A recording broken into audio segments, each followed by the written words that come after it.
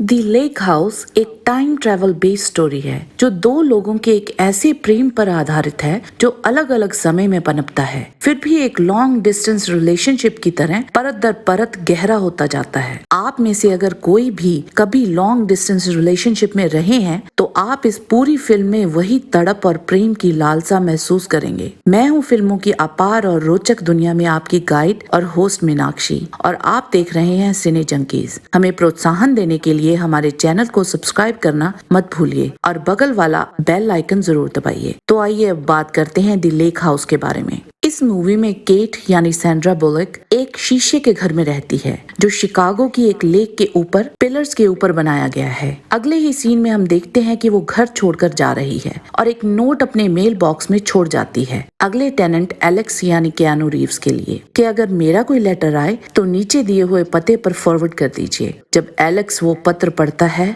तो वो एक अजीब सा मैसेज अपने उसी लेटर बॉक्स में केट के लिए छोड़ देता है कि लेक हाउस तो सालों से खाली पड़ा है। इस पर केट फिर से खत के जरिए ही जवाब देती है कि एलेक्स ने खत में गलत डेट लिखी है। ये साल 2004 नहीं 2006 है और यहाँ पर फिल्म अपने दर्शकों को पूरी तरह से खींच लेती है। केट और एलेक्स के पत्र का आदान प्रदान चलना शुरू होता है और केट एलेक्स को एक ऐसी घटना के बारे में बताती है जो अप्रैल 2004 में हुई होती है, एक बर्फ का तूफान जो एलेक्स ने अभी देखा नहीं है। यहाँ पे उन दोनों को एक दूसरे की बात की सच्चाई का एहसास होता है। इन सब के साथ हमें एक और बात का पता चलता है और वो ये कि केट और एलेक्स के पास सेम डॉग होती है जिसको केट जैक बुलाती है। एक बात मैं आप सब लोगों को बता दूं कि अगर आप इस मूवी को देखें तो आपको इस फिल्म के तथ्यों को सुलझाना पड़ेगा। यह मूवी आपको सोचने पर मजबूर कर देगी और इस बात की मेरी गारंटी है। केट और एलेक्स का कनेक्शन बहुत ही खूबसूरत है और इस बात का एहसास हमें वो सीन करवाता है जब एलेक्स और केट इकट्ठे शिकागो डाउनटाउन वॉक पर जाते हैं। एलेक्स 2004 में और केट 2006 में।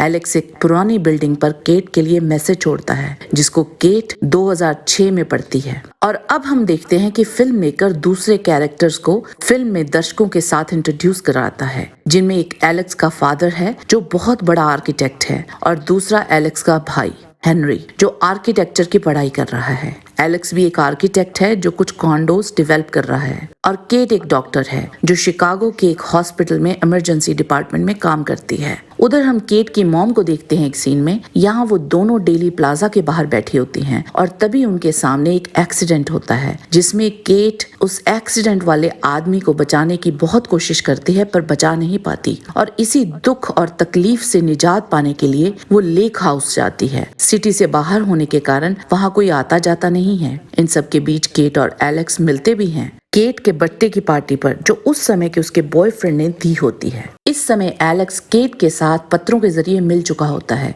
परंतु केट के लिए नहीं, और यहाँ केट और एलेक्स एक दूसरे के साथ इनफॉर्मल डांस करते करते एक दूसरे को किस भी करते हैं और केट और एलेक्स के बीच का अट्रैक्शन दर्शक महसूस करते हैं, परंतु एलेक्स केट को उनके खतों वाले प्रेम के बारे में बता नहीं पाता, यही सोच करके कि शायद केट विश्वास न करे। और यहाँ पे केट का बॉयफ्रेंड उन दोनों को साथ में देख लेता है। इसके बाद हम देखते हैं कि एलेक्स केट को मिलने के लिए मनाता है पर केट उसे कहती है कि उसे उनकी डेट के लिए 2 साल इंतजार करना पड़ेगा। एलेक्स कहता है कि उसे कोई फर्क नहीं पड़ता और अगले ही सीन में हम केट को एक बड़े रेस्टोरेंट में एलेक्स का इंतजार करते हुए देखते हैं पर एलेक्स नहीं आता। केट एलेक्स को पत्र लिखकर उनका रिश्ता तोड़ देती है और हार्ट ब्रोकन एलेक्स केट के बॉयफ्रेंड को लेक हाउस की चाबी देता है और कहता है कि केट उस लेक हाउस में रहना चाहती है और अपना डॉग वहीं छोड़ जाता है। और यहाँ हम लोग इस फिल्म की 2 कड़ियां जोड़ने में सफल होते हैं कि केट उस लेक हाउस में कैसे पहुंचती है और एलेक्स का डॉग केट के पास कैसे आता है।